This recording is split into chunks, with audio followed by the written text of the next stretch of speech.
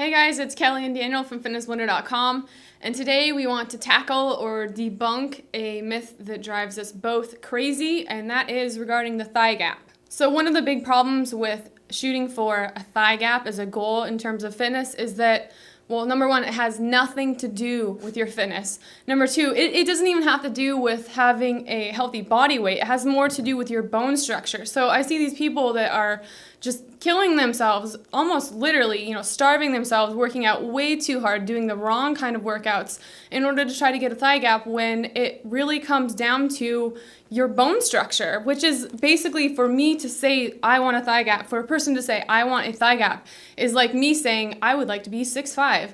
That's great, but you're working with a parameter of your body that is decided by things that you can't really change. Yeah, I mean, basically all it is the literal width of your hip girdle. You're basically from one side of your hips to the other where that hip socket is. I mean, that is 100% bone structure. That has absolutely nothing to do with muscle content. It has absolutely nothing to do with any kind of physical ability whatsoever. So when women are, they just really, really want that thigh gap, it's really ridiculous for them to even go after it, because it's something that to get a thigh gap if you have narrow hips is almost literally impossible. It's one of those things where you would actually have to diminish the amount of muscle content in your legs so much. It's not good for your body, not good for overall metabolism, muscle content for one, but also getting your body fat percentage that low is incredibly dangerous. Which it does need to be said too. There's nothing wrong with a thigh gap. Some people have that naturally. It's just that for you to say like that is my number one goal and to completely brush aside everything that has to do with your good health in order to get that goal is just, that's insane. And the one of the biggest things that's irritating to me is that there are trainers out there, a lot of online trainers out there that are promoting that this is something that you can get via their workouts. And number one, either they are completely ignorant and really don't realize that the information that they're giving is ridiculously incorrect, or they've just decided, it's a popular topic right now, I'm going to do what I can to cash in on it.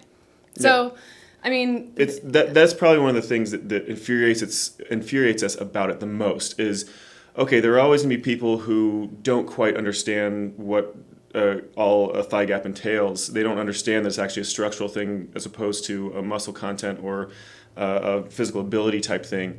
That's fine, and we're trying to educate people about that kind of thing. If it's not something you really necessarily need. But when we see people who are quote unquote experts in the field that have no real traditional schooling in it and are perpetuating something that is completely and totally a lie, it's just, oh man, it makes me mad. It's just ridiculous. If you dare get up in front of a large group of people and try to put yourself out there as an expert, then I'm sorry, but you better start doing some research. No. You better start at least say something that's remotely responsible. To, like I said, cash in, to take advantage of that kind of trend is just, it's immoral, in my opinion. Either you have it structurally because of your genetics or you don't. To go after it, to try to attain it, it's basically an exercise in futility. I mean, you can't have it or you can't get it unless you're genetically already structured to have it. And it has nothing to do with fitness. It has nothing to do with health. It has nothing to do with beauty. It's just a difference in size of your hips and the distance between your legs because your hip sockets are further apart. Yeah. So, I mean, and beauty and health comes in all different shapes and sizes. So whether you do have a thigh gap or your thighs are pressing together, it doesn't matter. Just the only thing that matters is that you're focusing on being the best healthy version of yourself that you can. Yeah, and that's a very, very good point, is that everyone is so completely different that there's no one thing that's beautiful. There's no one thing that's desirable. There's no one thing that is a fitness-related body. But to purposely try to make your leg thinner with the specific intent of just trying to make the gap between your legs larger is just, it's completely and totally pointless as far as being healthy, as far as being functionally capable. And to beat yourself up because you weren't born into a certain body type is just another, I mean, you're going to make yourself miserable. So don't do that. I mean, nourish yourself, exercise because it makes you stronger, because it's going to help you live longer. You're going to feel better. You're going to enjoy life more. Your mood is going to be better. But don't do it to attain something that just might not even be possible for you. You know, don't do it on something purely aesthetics based. Go for health. And if your trainer is telling you that they're going to help you get a thigh gap, it's a red flag. So just keep it in mind. Just, you know, stay educated. Just think defensively for yourself in terms of body image, in terms of your workouts, all kinds of different things. Just be a skeptic, you know? It doesn't hurt. Basically, another thing it comes down to is if it's related to what your body looks like, just forget about it. Don't even worry about it. Don't even contemplate on it for a second, because what your body looks like has nothing to do with what your body is capable of doing. I mean, you could actually have an extra 30, 40 pounds on your body with fat content, and you could still be completely and totally healthy. You could still be completely and totally capable. So if you ever get into the point where you feel like you are focusing more on the way your body looks as opposed to how your body performs, stop and reset. If you hear somebody else doing the same thing, encourage them to stop and reset. And I can pretty much guarantee you that if you are going off of what your body can do, that's almost always going to be also your most, you know, attractive body. So, you know, staying on those real fitness goals, you know, how fast you can run, how far you can run, how much you can lift, how, you know, how flexible you are, all kinds of things like that are measurable, that are attainable, that make you feel good, that are health related.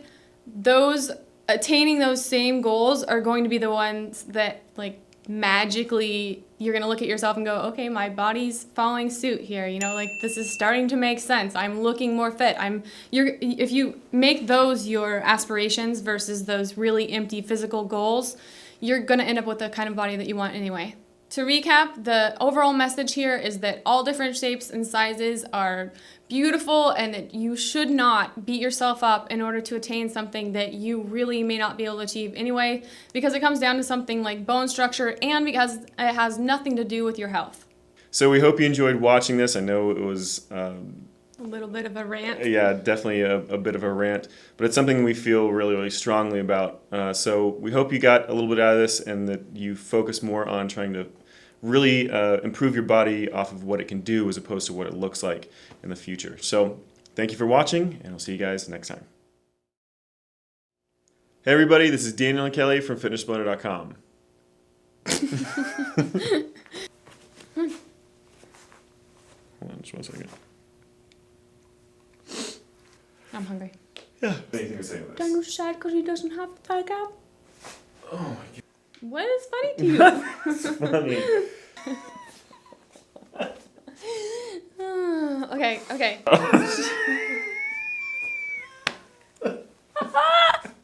Singers! There are a lot of crappy trainers online, and you should watch out for yourself if you're following them. Workout complete. Like a boss.